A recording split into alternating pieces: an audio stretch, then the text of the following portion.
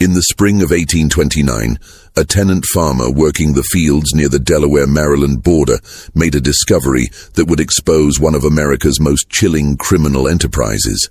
His plow horse suddenly sank into the earth, revealing a wooden chest buried beneath the soil.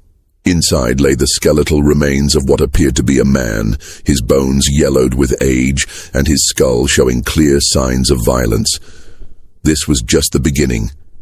Over the following weeks, authorities would uncover the bodies of at least 7 people on this property, including 3 children, all victims of a woman whose name had already become a whispered terror throughout the Delmarva Peninsula, Martha "Patty" Cannon. For nearly 2 decades, Cannon had operated what historians now call the Reverse Underground Railroad, a network that kidnapped free African Americans and escaped slaves to sell them back into bondage in the Deep South. But this wasn't just about human trafficking. Cannon was also a serial killer who murdered rival slave traders, witnesses, and even children when they posed a threat to her operations. Court records from Sussex County, Delaware, show she was indicted for 4 murders, though witnesses claimed the true number exceeded 20. Before we continue with the story of Patty Cannon and her reign of terror along the Mason-Dixon line, I want to hear from you. What state or city are you listening from? The reach of Cannon's criminal network extended far beyond her Delaware stronghold, touching communities from Philadelphia to the Mississippi Delta. Leave a comment and let me know where you're hearing this story. Don't forget to subscribe and hit that notification bell. These dark chapters of American history deserve to be remembered. The discovery of those buried remains would ultimately unravel a criminal conspiracy that had operated with virtual impunity for over a decade, protected by jurisdictional confusion, racial prejudice, and the simple fact that most of its victims were people whose disappearances went largely unnoticed by white society. The area where Patty Cannon built her empire of terror was uniquely suited for criminal activity. In the early 1800s, the region now known as Reliance sat at the intersection of 3 jurisdictions, Sussex County in Delaware and Caroline and Dorchester counties in Maryland. This strategic location allowed criminals to literally step across county and state lines to escape pursuing lawmen. The spot was so remote that locals called it Johnson's Crossroads, named for the tavern that would become the headquarters of the most notorious kidnapping ring in American history. The landscape itself seemed designed for concealment. Dense forests of pine and oak stretched for miles, broken only by marshy lowlands and small clearings where isolated farmsteads dotted the countryside. The Nanticoke River wound through the region, providing waterways that could transport captives silently under cover of darkness. Roads were little more than cart paths, and the nearest substantial towns were days away by horseback. For someone seeking to operate outside the law, it was an ideal location. Martha Cannon, called Patty by those who knew her, had arrived in this borderland sometime around 1790. Court records suggest she was born around 1760, possibly under the name Lucretia Patricia Hanley, though she kept her origins deliberately vague. Some accounts place her birth in Canada, with immigration to Delaware at age 16. What is documented is her marriage to Jesse Cannon, a local farmer who owned property near the state line. Together they had at least 1 daughter, and lived what appeared to be an unremarkable rural life. Jesse Cannon was described by neighbors as a quiet man who kept to himself, working his small farm and raising tobacco and corn like dozens of other settlers in the region. The Cannon homestead sat on a modest plot of land that straddled the Delaware-Maryland border, a detail that would prove crucial to Patty's later criminal activities. The house itself was a simple 2-story structure, built in the common style of the period with thick wooden walls and small windows. What neighbors didn't know was that this seemingly ordinary home would soon house secret rooms and hidden spaces designed to conceal kidnapped human beings. But beneath this veneer of normalcy lay something far darker. The early 1800s marked a crucial period in American slavery. When Congress banned the importation of enslaved people from Africa in 1808, the demand for human labor in the expanding cotton fields of Alabama, Mississippi, and Georgia created a lucrative domestic market. a healthy adult slave who might have cost $300 before the ban now sold for over $1,000 in the Deep South. This price surge created powerful incentives for criminals willing to traffic in human misery. The economic transformation of the South following the invention of the cotton gin had created an insatiable demand for enslaved labor. Cotton production was expanding rapidly across the Gulf Coast states, and planters were willing to pay premium prices for workers. The legal ban on importing slaves from Africa meant that the only source of new enslaved people was the domestic population, either through natural increase or through the capture and re-enslavement of free African Americans. The Delmarva Peninsula was particularly vulnerable to these predators. Following the Revolutionary War, many enslaved people had been freed by their owners, either through gradual emancipation laws or individual acts of manumission. Maryland and Delaware had substantial populations of free African Americans who worked as laborers, artisans, and small farmers. These communities, while legally free, lived in constant fear. They had no powerful protectors, limited legal recourse, and their disappearances often went unreported or uninvestigated by white authorities who viewed them as less than fully human. The legal status of free African Americans in the early 1800s was precarious at best. While they were not enslaved, they possessed few of the rights enjoyed by white citizens. They could not vote, serve on juries, or testify against white defendants in most courts. Their freedom could be challenged at any time, and they were required to carry papers proving their status. For criminals like Patty Cannon, these legal vulnerabilities created opportunities for exploitation. Into this environment stepped Patty Cannon, a woman who would prove that evil recognizes no gender boundaries. Contemporary accounts describe her as a large, physically imposing woman with unusual strength for her gender. She stood nearly 6 feet tall in an era when most women barely reached 5 feet, and she possessed what neighbors described as an intimidating presence. Her voice was reportedly deep and commanding, and she had a reputation for violent outbursts when crossed. Her husband, Jesse, died under mysterious circumstances around 1826. Some later claimed she poisoned him, leaving her a widow with complete control over the family property. By this time, she had already begun forming the criminal connections that would make her name synonymous with terror.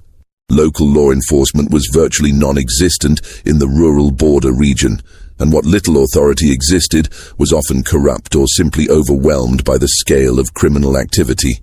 The social dynamics of the region also favored criminal enterprises. The white population was sparse and often transient, consisting largely of small farmers, laborers, and people seeking to escape their pasts in more settled areas. There was little sense of community cohesion, and neighbors often minded their own business regardless of what they might suspect about their neighbors' activities. This isolation and indifference would prove crucial to Cannon's ability to operate undetected for so many years. The transformation of Patty Cannon from frontier widow to criminal mastermind began with her daughter's marriages. In a pattern that would define the next 2 decades, both of the young woman's husbands were slave kidnappers. Her first husband, Henry Brereton, was a blacksmith who supplemented his income by capturing free African Americans for sale in the South. In 1811, Brereton was arrested and imprisoned in Georgetown, Delaware for kidnapping, but he managed to escape from jail that same year. Brereton's criminal activities had been well known in the local community long before his arrest. As a blacksmith, he had legitimate reasons to travel throughout the region, visiting farms and settlements to shoe horses and repair tools. This mobility provided perfect cover for his illegal activities. He would identify potential victims during his legitimate business calls, noting which families had teenage children or young adults who might bring high prices in southern slave markets. The methods employed by early kidnappers like Brereton were often crude but effective. They relied on deception, overwhelming force, and the isolated nature of rural life to capture their victims. A common technique involved approaching free African American families with offers of employment in distant locations. Parents desperate for economic opportunities for their children would sometimes allow them to travel with these supposed employers, only to discover too late that they had signed their children's death warrants. It was after his escape that the first documented murder connected to the Cannon family occurred. Brereton, working with Paddy Cannon and another criminal named Joseph Griffith, ambushed a slave trader known only as Rigel at Cannon's Tavern. The plan was simple but brutal. Get the victim drunk, rob him of his money and slaves, then eliminate the witness. Court records show that Rigel was shot and killed during the robbery. Brereton and Griffith were eventually captured and hanged on April 13, 1813, but Paddy Cannon escaped prosecution. The Rigel murder marked a significant escalation in the criminal activities centered around the Cannon property. Prior to this incident, the family had been involved primarily in facilitating kidnappings and providing safe haven for criminals passing through the region. The willingness to commit murder for profit demonstrated a level of ruthlessness that would characterize all of Cannon's future activities. Contemporary newspaper accounts of the Rigel case provide disturbing details about the crime. The victim had been traveling through the region with a substantial amount of money. Estimates suggest between $3,000 and $5,000, intended for purchasing enslaved people in local markets. He had stopped at what he believed was a legitimate tavern for food and lodging, unaware that he had walked into a trap. The conspirators plied him with alcohol throughout the evening, waiting for the right moment to strike. When Rigel finally retired to his room, Brereton and Griffith followed him. Neighbors later reported hearing shouting and the sound of a struggle, followed by a gunshot. By morning, Rigel was dead, his money was gone, and his wagon and horses had disappeared. The body was hastily buried on the property, beginning what would become a regular practice of using the isolated location as a dumping ground for murder victims. The execution of her daughter's first husband did nothing to deter Cannon from her chosen path.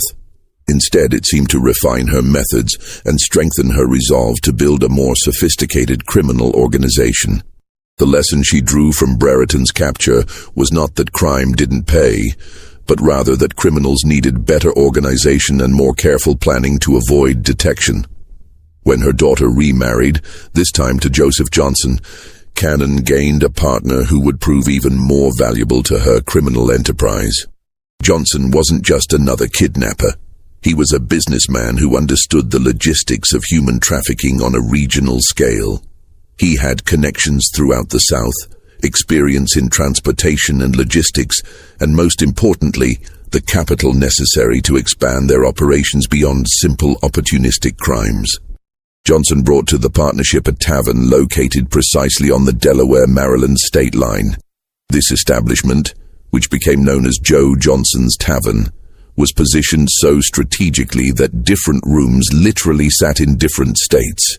This geographic advantage allowed them to move kidnapped victims between jurisdictions to confuse pursuing authorities. When Delaware lawmen arrived with warrants, suspects could simply step into the Maryland portions of the building and claim immunity from Delaware jurisdiction. The tavern served multiple purposes in the expanding criminal enterprise. It was a legitimate business that provided cover for their activities, generating income and explaining the constant flow of travelers and wagons through the property. It functioned as a holding facility for captives awaiting transport south, with specially constructed hidden rooms and cellars designed to conceal human cargo. And it served as a meeting place for the network of criminals who worked for them, a neutral ground where plans could be made and profits divided. The physical layout of the tavern reflected its multiple functions.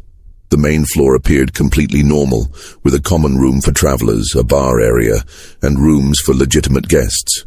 But beneath the building lay a series of cellars and tunnels that had been specially constructed for hiding kidnapped people. These underground spaces were accessible through concealed entrances and were designed to muffle sound and prevent escape. Iron rings set into stone walls provided anchor points for chains, while small ventilation shafts ensured that captives wouldn't suffocate during long periods of confinement. The gang that assembled around Cannon and Johnson was remarkably diverse for its time. It included white criminals like Henry Carr, mixed-race decoys such as John Purnell, who used multiple aliases, and even enslaved people forced to participate in capturing others. This multiracial composition was strategic. African-American gang members could approach potential victims without immediately raising suspicions, while white members handled negotiations with buyers in the Deep South. John Purnell, described in court records as a yellow man or mulatto, was particularly valuable to the organization. His mixed racial heritage allowed him to move between white and African-American communities with relative ease. He maintained multiple identities and could present himself as either a free person of color seeking work or a light-skinned white man conducting business, depending on the situation. This chameleon-like ability made him an ideal scout for identifying potential victims and establishing initial contact. As the 1820s progressed, the scope of the Cannon-Johnson operation expanded dramatically. Their network stretched from Pennsylvania to Louisiana, with documented connections to buyers in Alabama, Mississippi, and Georgia. Mayor Joseph Watson of Philadelphia, a Quaker deeply committed to protecting free African Americans, began tracking the disappearances of citizens from his city and tracing them back to the Delmarva Peninsula. Watson's investigations revealed the horrifying scale of the operation. In 1825 alone, he documented dozens of kidnappings connected to the Cannon Gang. The victims weren't just random targets, they were often specifically chosen for their vulnerability. Young adults brought the highest prices in southern markets, but children were also valuable as they could be trained for specific tasks and would provide decades of labor. The systematic nature of these kidnappings demonstrated a level of organization that went far beyond opportunistic crime. The gang maintained detailed intelligence about potential targets, tracking families and individuals who might be vulnerable to capture. They knew which young people had recently lost their jobs, which families were struggling financially, and which individuals might be tempted by offers of employment in distant locations. One of the most detailed accounts comes from Lydia Smith, a 25-year-old free woman who was kidnapped in 1825. Her testimony, preserved in court records, describes being held first in Cannon's house, then moved to Johnson's Tavern, where she was kept in chains for 5 months. Smith recalled the constant fear, the inadequate food, and the knowledge that she was scheduled to be transported south with a large group of other kidnapped people. Only her eventual rescue by Watson's network saved her from a lifetime of bondage. Smith's account provides crucial details about the conditions endured by victims of the Cannon Gang. She described being seized while walking alone on a road near Philadelphia, overpowered by multiple attackers, and transported by wagon to the Delaware-Maryland border. The journey took several days, during which she was kept blindfolded and chained to prevent escape attempts. Upon arrival at the Cannon property, she was placed in a hidden room beneath the main house, where she discovered she was not alone. The underground holding areas, according to Smith's testimony, contained dozens of other kidnapped people at various times. Men, women, and children were kept in separate areas, all chained to prevent escape. The conditions were deliberately harsh. Inadequate food, no sanitation facilities, and constant darkness except when guards brought candles during feeding times. The psychological torture was as brutal as the physical conditions, as captives knew they were destined for sale into lifelong bondage. Smith also provided details about the gang's methods for processing their human cargo. Victims were systematically stripped of any documentation proving their free status, and any personal belongings that might help identify them were destroyed. They were given new names and false backgrounds that would support their sale as legitimate slaves. Those who resisted or attempted to maintain their true identities were beaten until they complied. The gang's operations were an open secret in the local community. Neighbors knew that people disappeared near the Cannon property, that wagons arrived at odd hours, and that Johnson's Tavern hosted suspicious meetings. But the victims were African Americans in a society where their word carried little weight against that of white criminals.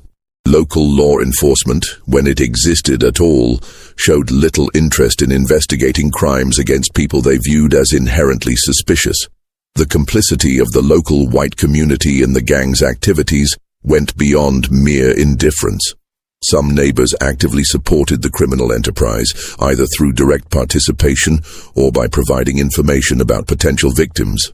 Local merchants supplied the gang with provisions, asking no questions about the source of their payment. Even some law enforcement officials were suspected of taking bribes to look the other way when suspicious activities were reported. This indifference changed only when white victims entered the equation. The gang didn't just kidnap free African Americans. They also robbed and murdered slave traders who came through their territory, carrying large amounts of cash. These victims were white men engaged in the legal slave trade, and their disappearances attracted the attention that African American victims never received.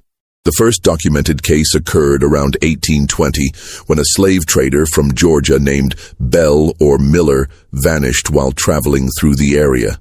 This man had been carrying a substantial sum of money. Some accounts suggest $35,000, intended for purchasing enslaved people. He was last seen at Cannon's establishment, and his horse was later found in her possession. When questioned, Cannon claimed the man had sailed south with a cargo of enslaved people, but investigators found this story implausible. The Georgia trader's disappearance marked the beginning of a pattern that would eventually lead to the gang's downfall.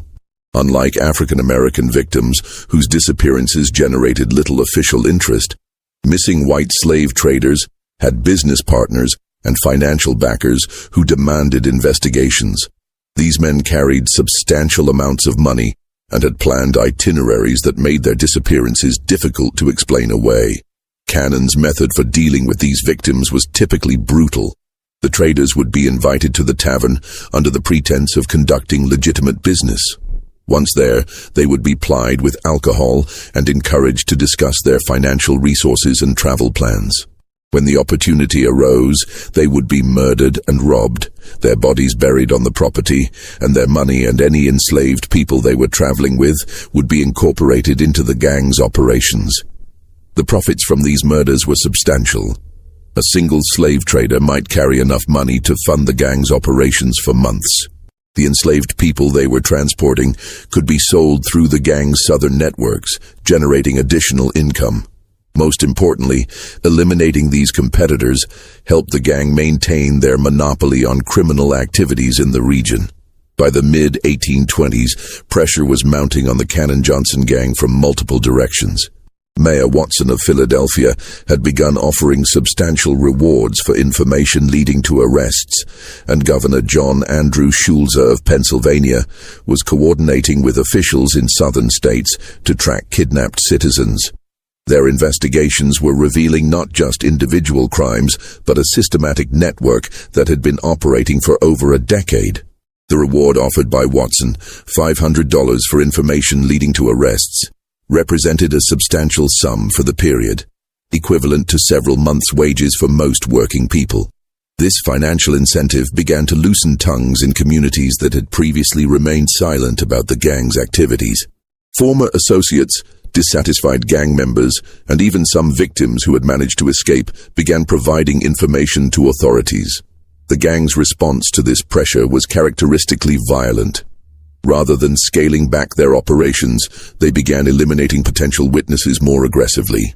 This decision would ultimately prove to be their downfall, as it expanded their list of victims to include people whose disappearances could not be ignored. The escalation in violence during this period reflected Patty Cannon's increasingly paranoid mindset. She had built a criminal empire that generated enormous profits. Estimates suggest the gang's annual income exceeded $50,000, a fortune by early 19th century standards. But this success had made her a target for law enforcement attention, and she became convinced that former associates posed an existential threat to her operations. The most crucial figure in the gang's eventual exposure was a mixed-race boy named Cyrus James. Cannon had purchased James as a slave when he was only 7 years old and had raised him in her household. As he grew older, James was forced to participate in the gang's activities, serving as a decoy to lure other African Americans into traps. His intimate knowledge of the gang's operations, combined with his growing revulsion at the violence he witnessed, made him both an invaluable asset and a potential liability. James's position in the Cannon household was unique and tragically complex. As an enslaved child, he had no choice but to participate in whatever activities his owner demanded. But as he matured, he began to understand the full horror of what he was being forced to do. He was helping to destroy the lives of people who looked like him, people who shared his heritage and his vulnerability. This knowledge created an internal conflict that would eventually lead him to cooperate with authorities, despite the personal risks involved. The psychological manipulation employed by Cannon to control James was sophisticated and cruel. She alternated between treating him as a favored member of the household and threatening him with violence or sale to brutal masters in the Deep South. She convinced him that his survival depended entirely on her protection and that any betrayal would result in his immediate death. This combination of dependency and terror kept James loyal for years, even as he witnessed increasingly horrific crimes. James later testified that he witnessed Cannon murder multiple children on her property. In one particularly horrific account, he described seeing Cannon take a wounded African-American child, not yet dead, from the house in her apron, only for the child to never return. James knew where the bodies were buried, because he had been forced to help dispose of them. The murders James witnessed were not random acts of violence, but calculated decisions based on Cannon's assessment of risk and profit. Children who became sick or injured were killed rather than treated, as medical care would have been expensive and would have attracted unwanted attention. Young people who proved difficult to control or who maintained their insistence on their free status were eliminated as potential sources of trouble. Even infants born to kidnapped women were sometimes killed if Cannon determined they would be more trouble than they were worth. The gang's undoing began with their treatment of rival slave traders. Competition in the illegal human trafficking trade was fierce, and Cannon's gang had developed a reputation for murdering competitors to steal their money and their human cargo. This practice accelerated as legitimate law enforcement pressure increased. Dead slave traders couldn't testify about their experiences with the gang. The decision to escalate their violence against white victims reflected both Cannon's growing desperation and her fundamental miscalculation about the consequences of such actions. She had operated for so long with impunity that she believed herself untouchable. The murder of African Americans had generated no serious law enforcement response, so she assumed that the same would be true for white victims. This assumption would prove fatal to her criminal enterprise. In early 1829, the bodies began to surface. A tenant farmer working land owned by Cannon was plowing a low-lying area that had recently been cleared of brush when his horse stumbled into what proved to be a grave. Inside a wooden chest, he discovered human bones that authorities determined belonged to the missing Georgia slave trader from nearly a decade earlier. This discovery triggered a systematic search of the property that would uncover multiple burial sites. The farmer who made the initial discovery was working land that Cannon had rented out for additional income. The area had previously been unused because it was prone to flooding, but recent dry weather had made it suitable for cultivation. When the farmer's plow horse suddenly sank into the ground, he initially assumed he had encountered a natural depression or perhaps an old well. It was only when he began digging to free his horse that he realized he had stumbled upon something far more sinister. The wooden chest containing the bones was remarkably well preserved, suggesting it had been buried relatively recently despite containing decade-old remains. The chest itself appeared to have been specifically constructed for the purpose of concealing a body, with dimensions that precisely accommodated a human form. This level of preparation indicated that the burial was not a hasty attempt to conceal a crime, but rather part of a systematic approach to body disposal that had been refined over years of practice. The discovery of the first body in early 1829 set in motion a chain of events that would finally bring Patty Cannon's criminal empire to an end. Delaware authorities, working with their counterparts in Maryland, obtained search warrants and began a comprehensive investigation of all properties connected to the Cannon-Johnson gang. What they found exceeded their worst expectations. The investigation was led by Sheriff Joseph Houston of Sussex County, Delaware, working in coordination with Maryland authorities and representatives from the Pennsylvania Governor's Office. This multi-jurisdictional approach was unprecedented for the time period and reflected the growing recognition that the Cannon Gang's activities crossed state boundaries and required coordinated law enforcement response. The search warrants obtained by authorities were remarkably broad, allowing them to excavate any areas of the Cannon properties where bodies might be concealed. This legal authority was crucial as it provided protection for investigators who might otherwise have been accused of trespassing or illegal search and seizure. The warrants also specified that any evidence discovered could be used in prosecutions across multiple jurisdictions, helping to close the legal loopholes that the gang had exploited for years.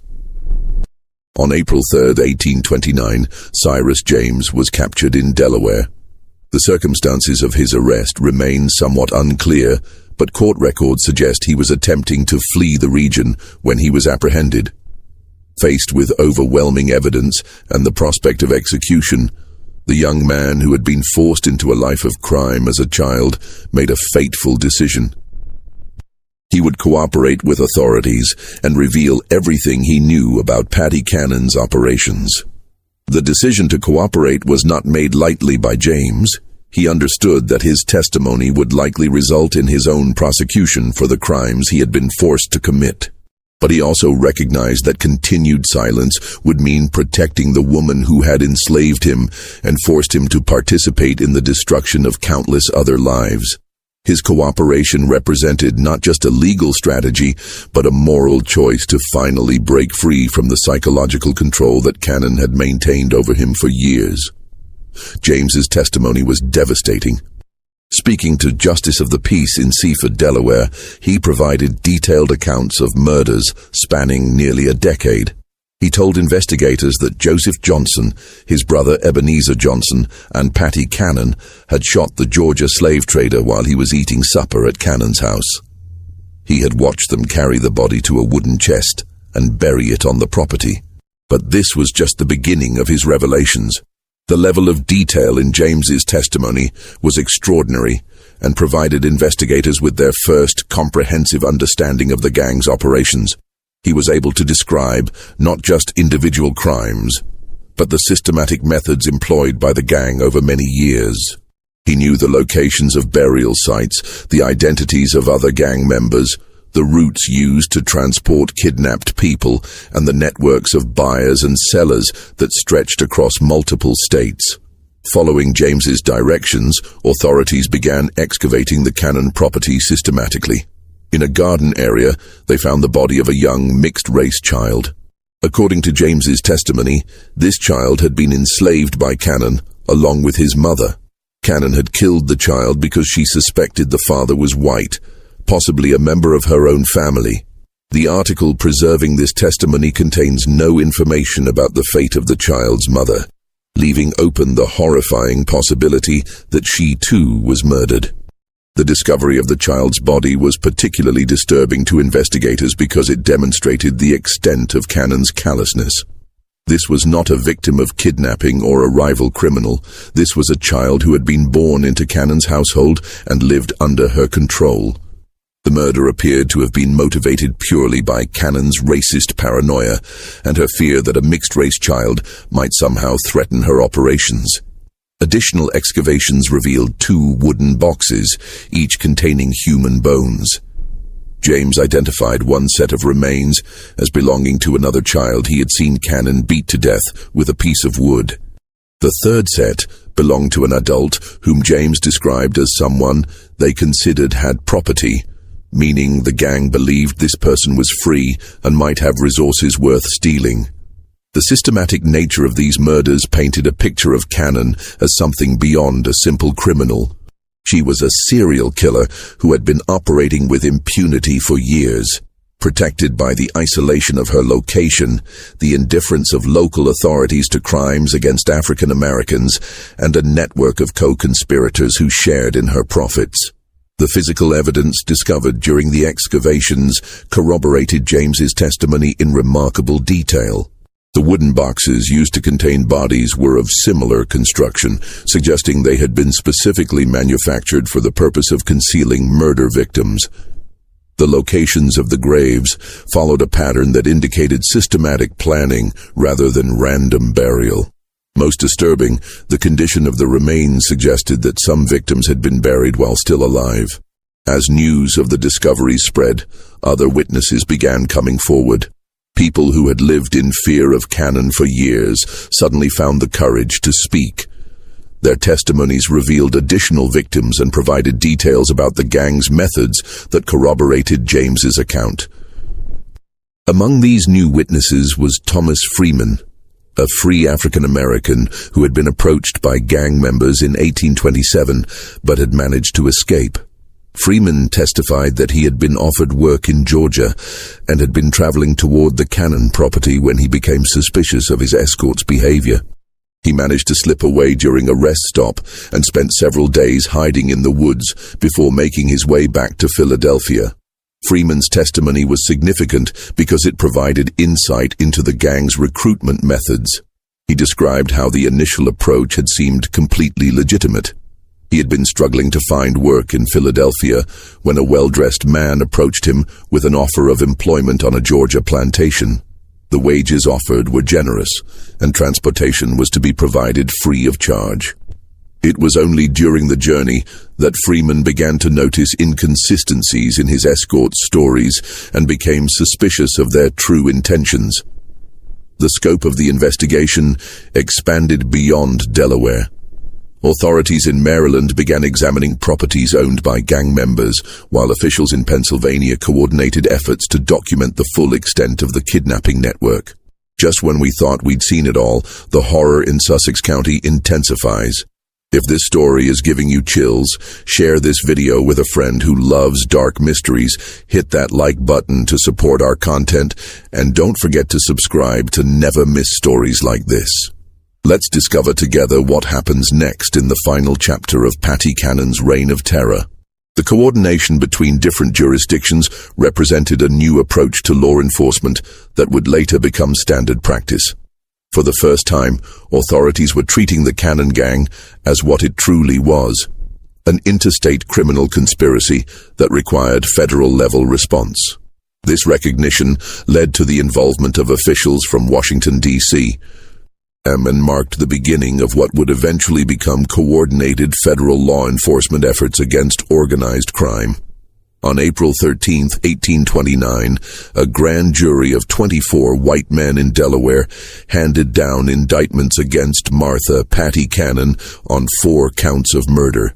The charges were signed by James Rogers, the Attorney General of Delaware, and represented the first time any member of the notorious gang had faced serious legal consequences for their crimes against African Americans. The composition of the grand jury itself was significant for the period. All 24 members were white males, as required by Delaware law, but they represented a cross-section of the state's population, including farmers, merchants, and professionals. The fact that this jury was willing to indict a white woman for the murder of African Americans marked a notable shift in legal attitudes, driven largely by the overwhelming evidence presented and the interstate nature of the crimes. The indictments were remarkably specific for the era. Cannon was charged with the murder of an infant female on April 26, 1822, a male child on the same date, an adult male on October 1, 1820, and a Negro boy on June 1, 1824.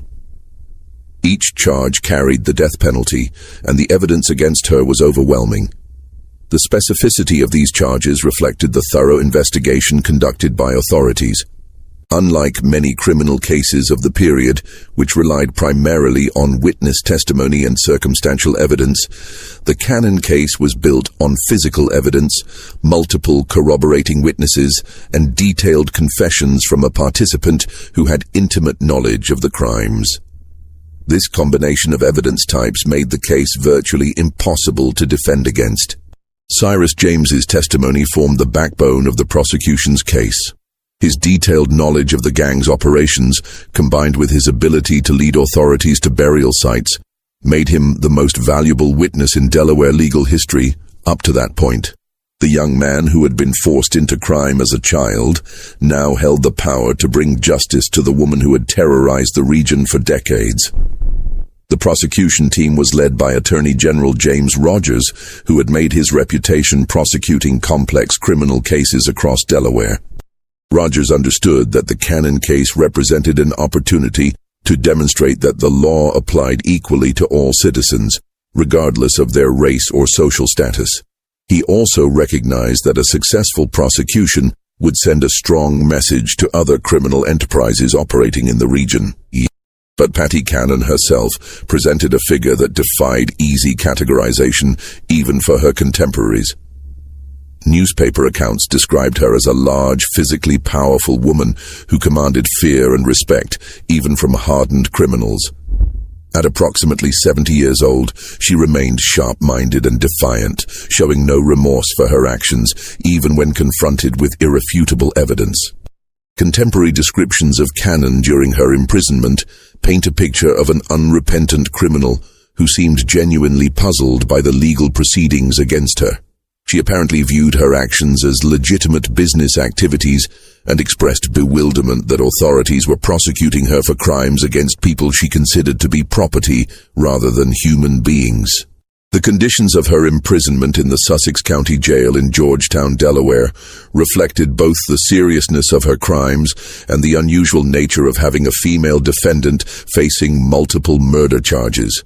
She was kept under constant guard, as authorities feared both escape attempts and potential retaliation from surviving gang members. The Georgetown jail itself was a crude stone structure that had been built in the early 1800s to house petty criminals and debtors. It was not designed to hold dangerous felons facing capital charges, and authorities had to implement special security measures to ensure Cannon's continued detention. Extra guards were posted, and her cell was reinforced with additional iron bars and locks. During her confinement, Cannon began to speak more freely about her criminal career. According to contemporary accounts, she admitted to killing at least 24 people over the course of her criminal career. These victims included not just the African Americans found buried on her property, but also rival slave traders, potential witnesses, and anyone else who posed a threat to her operations. The most chilling aspect of Cannon's confessions was their matter-of-fact tone. She spoke of murder as a business necessity, describing the killing of children and adults with the same casual indifference she might have used to discuss livestock. Her apparent lack of any moral conscience shocked even hardened law enforcement officials who had seen the worst of frontier violence.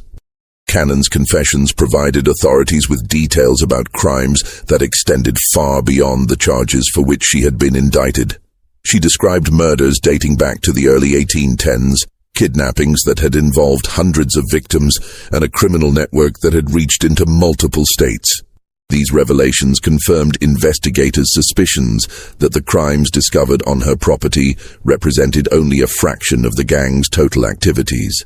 The legal proceedings moved forward with unusual speed for the period. The overwhelming evidence, combined with public pressure for justice, created momentum for a quick trial and resolution. Court records suggest that Cannon was expected to face trial within weeks of her indictment, with execution to follow shortly thereafter if she were convicted. The prosecution's strategy was straightforward: present the physical evidence, provide testimony from Cyrus James and other witnesses, and allow the jury to reach the obvious conclusion that Cannon was guilty of multiple murders. The defense, such as it was, could only argue for mercy based on Cannon's age and gender, though few observers believed such arguments would be effective given the horrific nature of the crimes. The trial was scheduled to begin in late May 1829, with jury selection planned for the week before. Legal observers from across the region were expected to attend, as the case represented one of the most significant criminal prosecutions in Delaware history.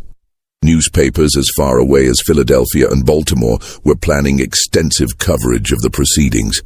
The legal proceedings against Patty Cannon would never reach their intended conclusion.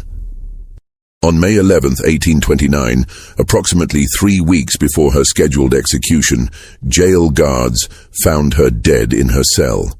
The official cause of death was listed as suicide by poison, though the exact circumstances remain unclear. Some accounts suggest she had been smuggled arsenic by sympathizers, while others propose she had been hoarding medication for weeks. The discovery of Cannon's body sent shockwaves through the Georgetown jail and the broader community. Guards making their regular morning rounds found her lying on the floor of her cell, apparently having died sometime during the night. There were no signs of struggle or violence, and the cell remained securely locked from the outside. The only evidence of what had occurred was a small vial found hidden in her clothing, which later analysis suggested had contained arsenic. The question of how Cannon obtained the poison remained a mystery that investigators never fully resolved. The jail's security procedures were relatively lax by modern standards, and visitors were not thoroughly searched before meeting with prisoners. It was possible that a sympathizer had smuggled the poison to her during one of these visits, though no specific individual was ever identified as the source. Some contemporaries speculated that Cannon had been planning her suicide from the moment of her arrest. She had witnessed the execution of her daughter's first husband and understood exactly what fate awaited her if she were convicted.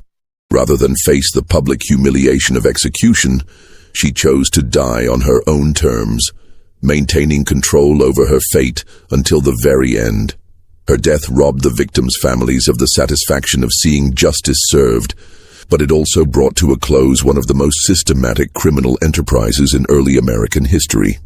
Court records show that Cannon's death effectively ended the reverse Underground Railroad that had operated along the Delmarva Peninsula for nearly 2 decades. The immediate aftermath of Cannon's death was chaotic. Authorities had been preparing for what they expected to be the most significant criminal trial in Delaware history, and her suicide left them with unresolved questions about the full extent of her criminal network. The investigation into her activities continued for several months, but without her testimony, many details about the gang's operations remained unclear. The fate of her surviving co-conspirators varied. Joseph Johnson, her son-in-law and primary partner, had fled to Alabama or Mississippi before the investigations began.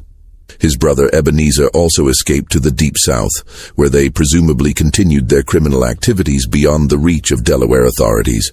Local law enforcement made half-hearted attempts to pursue them, but the jurisdictional complications and vast distances involved made successful prosecution unlikely. Only Cyrus James, the enslaved boy forced into crime, remained to face justice, and his cooperation with authorities ultimately led to his freedom rather than execution. The Delaware courts, recognizing that James had been coerced into participating in the gang's activities and that his testimony had been crucial to uncovering the crimes, granted him his freedom and provided him with protection from retaliation. James's fate after the trial represented one of the few positive outcomes from the entire tragic episode. He was relocated to Pennsylvania, where abolitionists helped him establish a new identity and begin a legitimate life. Some accounts suggest he later became active in the Underground Railroad, using his knowledge of criminal networks to help legitimate efforts to assist escaped slaves. The investigation revealed that the Cannon-Johnson gang had been responsible for the kidnapping of hundreds of free African Americans over the course of their operations. While exact numbers remain disputed, conservative estimates suggest they trafficked between 500 and 1,000 people into slavery in the Deep South. The economic value of these crimes, measured in the prices slaves commanded in southern markets, represented millions of dollars in today's currency. The human cost of these crimes extended far beyond simple statistics. Each kidnapping represented the destruction of a family, the theft of a life, and the perpetuation of a system that treated human beings as property. Many victims were never recovered, living out their lives in bondage hundreds of miles from their homes. Children were separated from parents, spouses from each other, and entire communities lived in fear of similar attacks. The geographic scope of the gang's activities was equally staggering. Evidence collected during the investigation showed connections to criminal networks operating from New York to Louisiana. The Cannon Gang had been part of a larger system of illegal human trafficking that exploited the jurisdictional confusion and limited law enforcement capabilities of the early 19th century. Patty Cannon's body was initially buried in the graveyard of the Georgetown jail where she died. The burial was conducted without ceremony, reflecting the community's desire to forget the horrors associated with her name. When that land was later developed into a parking lot in the 20th century, her remains were moved to a potter's field near the new prison. In a bizarre twist that reflects the sensationalist attitude toward her crimes, her skull was separated from the rest of her remains and put on display in various venues over the years. As recently as 1961, it was on loan to the Dover Public Library, serving as a macabre reminder of one of Delaware's darkest chapters. This treatment of her remains, while disturbing by modern standards, reflected the public's continued fascination with her crimes and their desire to remember the horrors she had perpetrated. The legacy of Patty Cannon extends far beyond her individual crimes. Her story illustrates the systematic violence that underpinned American slavery, the vulnerability of free African Americans in the antebellum period, and the ways that geographic and legal loopholes could be exploited by sophisticated criminals. The reverse Underground Railroad she operated represented the dark mirror image of the networks that helped enslaved people escape to freedom. A reminder that for every story of liberation, there were countless others of re-enslavement and death. Modern historians continue to study the Cannon case as an example of how criminal enterprises could flourish in the gaps between legal jurisdictions. Her ability to operate for nearly 2 decades despite the knowledge of local communities demonstrates the combination of racism, legal limitations, and economic incentives that allowed such horrors to continue. The case also highlighted the limitations of early 19th century law enforcement. The lack of coordination between different jurisdictions, the absence of professional police forces, and the limited communication capabilities of the period all contributed to the gang's ability to operate with impunity. These lessons would later inform efforts to develop more effective law enforcement strategies for dealing with interstate crime. The impact on the local community was profound and lasting. The area around Johnson's Crossroads never fully recovered from its association with the Cannon Gang. The name was eventually changed to Reliance in an effort to escape the infamy, but the stigma persisted for generations. Property values in the area remained depressed for decades, and many families chose to relocate rather than remain in a place associated with such horrors. The Cannon case also had broader implications for American society's understanding of race and crime. The willingness of authorities to finally prosecute these crimes, even though the victims were primarily African Americans, marked a small but significant shift in legal attitudes. While this change was limited and temporary, it represented recognition that all people, regardless of race, deserved legal protection. The documentation and investigation of Cannon's crimes also contributed to the growing abolitionist movement. The systematic nature of the kidnapping network and the ease with which free African Americans could be reduced to slavery provided powerful evidence for abolitionists arguing that the entire system of slavery was inherently corrupt and dangerous. In the decades following Cannon's death, her story became part of regional folklore, though the details were often distorted or sensationalized.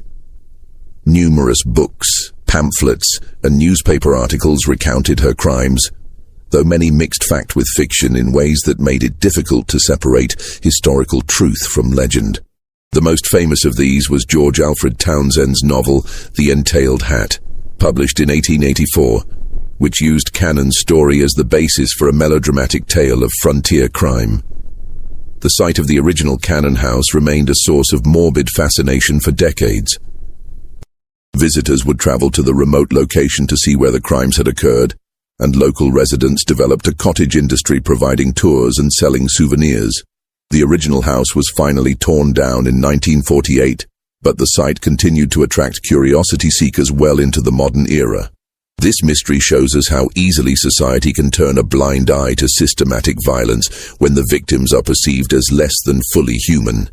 The indifference that allowed Patty Cannon to operate for decades was finally overcome only when her crimes expanded to include white victims whose disappearances could not be ignored. The legal system that failed to protect free African Americans from kidnapping and murder was the same system that ultimately prosecuted Cannon only when she threatened the interests of white slave traders. The Cannon case serves as a stark reminder of the human capacity for evil and the importance of vigilant law enforcement and community responsibility. It demonstrates how criminal enterprises can flourish in environments where society fails to protect its most vulnerable members. Most importantly, it preserves the memory of hundreds of victims whose names are largely forgotten, but whose suffering should never be minimized or ignored. What do you think of this story?